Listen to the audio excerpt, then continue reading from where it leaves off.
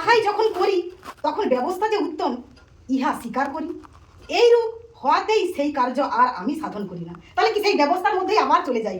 জগতের ব্যবস্থা যা আছে সেই রাগ, হিংসা, অহংকার, কারণ জগৎ তো এমন করে। কিন্তু আমরা তো জগতের নয়। আমাদেরকে বারবার বলছে তোমরা আর জগতের নয়, তোমরা স্বর্গরাজ্যের জন্য তৈরি হচ্ছ। তোমরা আর জগতের দিকে দেখো না। জগৎ যাহা কিছু করে তাহাকে তোমরা ঘৃণা করো, কারণ আমি জগৎকে ঘৃণা করি। কারণ আমার ঘৃণার্য বস্তু যদি তোমরা গ্রহণ করো তাহলে তোমরা পাপী।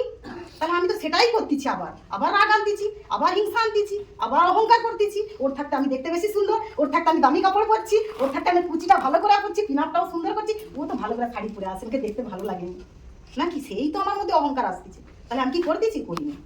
তারপরে আবার কি করতেছি? আমাদের বাসকারী পাপ তাহা করে, কিন্তু আমি করিনি। আমার মধ্যে যে বাস করে পাপ, যে শয়তান, যে ঈশ্বরের কাছ থেকে আমাকে বারবার দূরে টেনে যাবে। ঈশ্বর দুষ্টু, পরমেশ্বর পিতার কাছে আমাদেরকে প্রতিকার